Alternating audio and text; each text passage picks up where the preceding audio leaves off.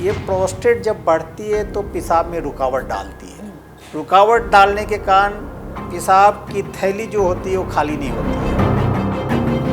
जैसे जैसे प्रोस्टेट की प्रॉब्लम बढ़ती जाती है, सेक्स की भी, पुरुषों में सेक्स की भी प्रॉब्लम होती है। प्रोस्टेट जो बढ़ती है वो कैंसरस भी हो सकती है और कभी कभी ये पूरे बॉडी में कैंसर फैली हुई है, पेशेंट को पता नहीं चलता है। वो पीएसए टेस्ट कराते हैं तो पता चलता है कि ये कैंसर पूरी फैली हुई है। कभी कभी ऐसा पेशेंट भी आती है जिसको सेक्स की भी प्रॉब्लम बहुत है और प्रोस्टेट की भी प्रॉब्लम बहुत है।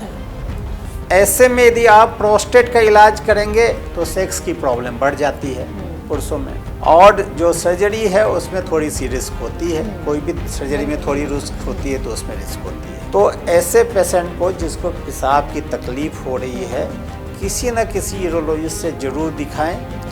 ओवर द काउंटर जाके दवा लेने से उनकी कैंसर है वो पता नहीं चलेगी। सत श्री अकाल जी। पंजाब हरियाणा हिमाचल ਵੇਖਣ ਵਾਲੇ ਸਾਡੇ ਸਾਰੇ ਦਰਸ਼ਕਾਂ ਦਾ ਮੈਂ ਜਸਮੀਤ ਕੌਰ ਸਵਾਗਤ ਕਰਦੀ ਹਾਂ। ਅੱਜ ਅਸੀਂ ਗੱਲ ਕਰਾਂਗੇ ਪੁਰਸ਼ਾਂ ਦੇ ਬਾਰੇ। ਬਹੁਤ ਸਾਰੇ ਅਜਿਹੇ ਜੈਂਟਸ ਨੇ ਜਿਨ੍ਹਾਂ ਨੂੰ ਵਾਰ-ਵਾਰ ਵੱਧਦੀ ਉਮਰ ਦੇ ਵਿੱਚ ਵਾਰ-ਵਾਰ ਬਾਥਰੂਮ ਜਾਣ ਦੀ ਪ੍ਰੋਬਲਮ ਆਉਂਦੀ ਹੈ ਤੇ ਉਹਨਾਂ ਨੂੰ ਵਾਰ-ਵਾਰ पेशाब ਕਰਨ ਦੀ ਸਮੱਸਿਆ ਵੀ ਆਉਂਦੀ ਹੈ, ਜਿਸ ਦੇ ਨਾਲ ਬਹੁਤ ਸਾਰੀ ਉਹਨਾਂ ਦੀ ਹੈਲਥ ਪ੍ਰਭਾਵਿਤ ਹੁੰਦੀ ਹੈ। ਅਜਿਹਾ ਕਿਉਂ ਹੁੰਦਾ ਹੈ ਤੇ ਇਸ ਦਾ ਕੀ ਇਲਾਜ ਹੈ, ਇਸ ਦੇ ਬਾਰੇ ਅਸੀਂ ਅੱਜ ਗੱਲਬਾਤ ਕਰਾਂਗੇ। ਸਾਡੇ ਨਾਲ ਯੂਰੋਲੋਜਿਸਟ ਡਾਕਟਰ संतोष कुमार जी मौजूद ने, जो पीजीआई तो नहीं और 33 साल का इन्हों का एक्सपीरियंस है। गलबात करते हैं तो सब तो पहला स्वागत कर लें। डॉक्टर साहब बहुत बहुत स्वागत। धन्यवाद जी, धन्यवाद। डॉक्टर साहब अजकल बहुत सारे पुरुष इहो ਜਿਹੇ ਨੇ जिन्हां ਨੂੰ बार-बार यूरिन पास ਕਰਨ ਦੀ ਸਮੱਸਿਆ ਆਉਂਦੀ ਹੈ और कई बार ਉਹਨਾਂ ਨੂੰ यूरिन रुक के भी ਆਉਂਦਾ और बार-बार ਜਾਂਦੇ ਨੇ। सब तो पहला तो ये समझना चाहांगे कि वाकई कोई बीमारी है ਜਾਂ ਇਸ ਦਾ दिमागी संतुलन ਦੇ ਨਾਲ ਜਾਂ दिमागी स्ट्रेस ਦੇ ਨਾਲ कोई रिलेशन ਹੁੰਦਾ है? बढ़ते उम्र में पुरुषों को प्रोस्टेट की समस्या, जो पंजाबी में गदूद की समस्या कहते हैं, आम भाषा में पंजाब में प्रोस्टेट को गदूद कहते हैं, तो ये बढ़ना शुरू हो जाती है। गदूद एक ग्लैंड है, पुरुषों में ये सेक्स ग्लैंड मानी जाती है और ये जन्म के समय मटर के दाने के आकार की होती है। 40-50 साल के उम्र में ये अखरोट के बढ़ जाता है, समान हो जाती है, बढ़ जाती है और इवन क्रिकेट के बॉल के आकार में बन जाती है। कभी कभी पेशाब की जो नली होती है, रास्ता होती है, प्रोस्टेट के अंदर से गुजरती है और ये प्रोस्टेट जब बढ़ती है तो पेशाब में रुकावट डालती है। रुकावट डालने के कारण पेशाब की थैली जो होती है वो खाली नहीं होती है और बार बार पेशाब लगती है।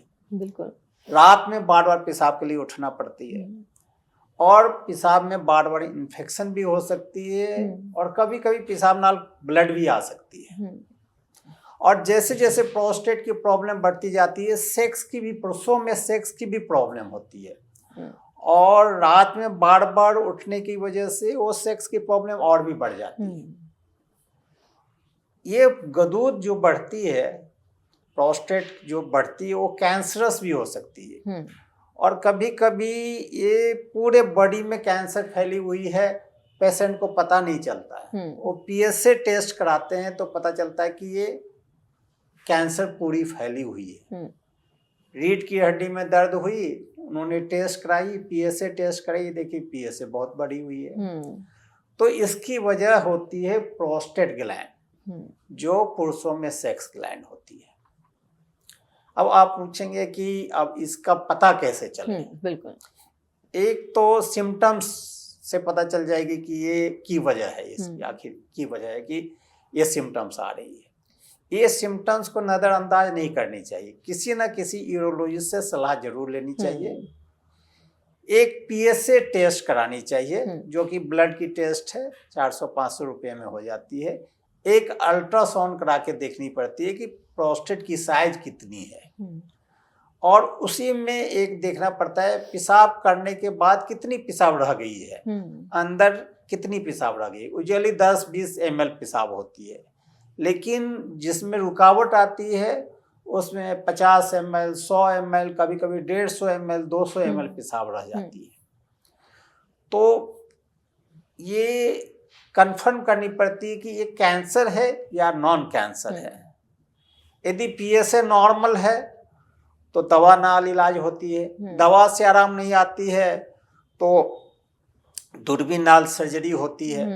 जो पेशेंट अनफिट है उसको वेपर नाल इलाज हो जाती है, या स्टेपल नाल जो होती है, एक नई टेक्निक आई है जिसे ईरोलिफ्ट कहते हैं, उससे इलाज हो जाती है, या वेपर डाल के, वाटर वेपर डाल के उसकी इलाज हो जाती है। ये इसमें रिस्क कम है, और जो सर्जरी है उसमें थोड़ी सी रिस्क होती है। कोई भी सर्जरी में थोड़ी रिस्क होती है तो उसमें रिस्क होती है। अब जब प्रोस्टेट की प्रॉब्लम के साथ सेक्स की प्रॉब्लम एसोसिएट होती है तो उसके लिए भी कुछ दवा की जरूरत पड़ती है, और वो दवा प्रोस्टेट की दवा के साथ भी देने की जरूरत पड़ती है, क्योंकि कुछ प्रोस्टेट की दवा सेक्स की प्रॉब्लम को बढ़ा देती है। और कभी कभी ऐसा पेशेंट भी आती है जिसको सेक्स की भी प्रॉब्लम बहुत है और प्रोस्टेट की भी प्रॉब्लम बहुत है।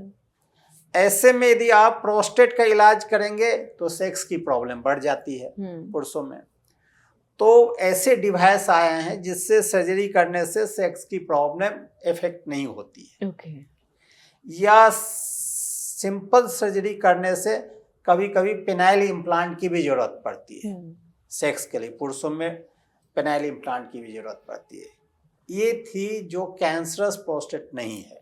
अब आप पूछोगे कैंसर हो गई, प्रोस्टेट में कैंसर हो गई, पीएसए बढ़ी है तो आप की करोगे। तो ऐसे पुरुषों में जिसमें प्रोस्टेट की कैंसर है, पीएसए बढ़ी हुई है, 0 to 4 पीएसए नॉर्मल होती है। यदि 4 से पीएसए ज्यादा है तो देखनी पड़ेगी कि कोई इन्फेक्शन तो नहीं हैगा। कभी कभी इन्फेक्शन से भी पीएसए बढ़ जाती है। इन्फेक्शन नहीं है फिर भी पीएसए बढ़ी हुई है तो प्रोस्टेट की बायोप्सी भी करनी पड़ती है, पेट स्कैन भी करनी पड़ती है, जो कि स्पेशल पेट स्कैन कहते हैं, जिससे कैंसर पता चलती है कि प्रोस्टेट में है कैंसर, या गदूदा में कैंसर है, या कैंसर फैली हुई है। कैंसर जब केवल गदूदा में है, प्रोस्टेट में है, तो हम रोबोटिक सर्जरी से प्रोस्टेट कैंसर को निकाल देते हैं। उसे कहते हैं रोबोटिक लेप्रोस्कोपिक रेडिकल प्रोस्टेक्टोमी। इसमें छोटी सी इंस्ट्रूमेंट जाती है रोबोट की पेट के अंदर और प्रोस्टेट को जड़ से निकाल देते हैं। अब प्रोस्टेट कैंसर जब फैली हुई है तब की करनी है। प्रोस्टेट कैंसर जब बॉडी में हर हिस्से में फैली हुई है तो आप हर हिस्से को काट के तो निकाल नहीं सकते। तो कुछ दवाइयाँ होती है, इंजेक्शन होती है, जिसके नाल उसकी फूड की सप्लाई को काट देते हैं। कैंसर सेल जो है उसको कुछ खुराक चाहिए ग्रो करने के लिए, उसकी सप्लाई को हम काट देते हैं, जो कि कुछ हार्मोनल इंजेक्शन होती है, कुछ एंटी एंड्रोजेंस होती है। जितना एग्रेसिव आप ट्रीट करेंगे पेशेंट को उतनी लंबी जिंदगी होने के चांस होती है। तो ऐसे पेशेंट को जिसको पेशाब की तकलीफ हो रही है, किसी न किसी यूरोलॉजिस्ट से जरूर दिखाएं। ओवर द काउंटर जाके दवा लेने से उनकी कैंसर है वो पता नहीं चलेगी और कुछ दवा से उनको हार्म होती रहेगी। इवन कोई सेक्स की दवा ओवर द काउंटर लेके नहीं जानी है। सेक्स की दवा खाने से भी पहले ये देखनी होती है कि दिल में कोई बीमारी तो नहीं है। नहीं तो कुछ पेशेंट को सेक्स की मेडिसिन से भी हार्ट अटैक हो सकती है। ये जानकारी। और मेरा अगला सवाल कि ये ट्रीटमेंट है जड़ा फिर कितना लंबा समा चलता है और कि डाइट प्लान्स भी होंगे ने, आ चीज़ खा रहे हो तो ये चीज़ नहीं खानी चाहिए, छाड़ दो और ये चीज़ खानी शुरू करनी चाहिए। प्रोस्टेट जो कैंसर जो है वो फैमिली में होती है। किसी के पिताजी को कैंसर है, दादाजी को कैंसर है, तो उसको भी प्रोस्टेट कैंसर होने की चांस ज्यादा है। बहुत ज्यादा एनिमल प्रोटीन नहीं लेनी है। जैसे रेड मीट होते हैं, रेड मीन्स मीट कम खानी है या एवॉइड करनी है। बहुत ज्यादा क्रीम एवॉइड करनी है, बहुत ज्यादा बटर एवॉइड करनी है। जो सब्जी फल में इंसेक्टिसाइड डाली गई है उससे एवॉइड करनी है। ऑर्गेनिक फ्रूट एंड वेजिटेबल्स ज़्यादा लेनी है। ब्रोकोली, टोमेटो, टमाटर, ब्रोकोली, मूली, कद्दू, ये सब प्रोस्टेट कैंसर को बचाती है। जो अल्कोहल ज़्यादा लेते हैं उसमें प्रोस्टेट कैंसर होने का चांस बहुत ज़्यादा है। पंजाब में तो हर 1 किलो पे आप ढाबा देखते होंगे, लेकिन ये प्रोस्टेट की प्रॉब्लम को बढ़ा देती है। अल्कोहल यदि आप ज़्यादा ले रहे हैं, रेड मीट ज़्यादा ले रहे हैं, तो प्रोस्टेट की दिक्कत बढ़ेगी। ज़्यादा आप एनिमल सोर्स की प्रोटीन ले रहे हैं तो ये बढ़ेगी। तो ये सब एवॉइड करनी है। वजन को कंट्रोल रखनी है। यदि वजन बढ़ेगी तो वैसे भी पेशाब की दिक्कत बढ़ती है। इवन जो फीमेल की वजन ज़्यादा होती है उसको भी पेशाब की दिक्कत ज़्यादा होती है। तो वजन को कंट्रोल रखनी है। धूप, सुबह का धूप जिसमें विटामिन डी होती है वो लेनी पड़ती है। उससे बॉडी में जो विटामिन डी की मात्रा एडिक्वेट होती है, जो कैंसर से फाइट करने की क्षमता होती है। तो कोई भी पुरुष हो उनको वजन कंट्रोल में रखना है। अल्कोहल, स्मोकिंग अवॉइड करनी है। रेड मीट अवॉइड करनी है।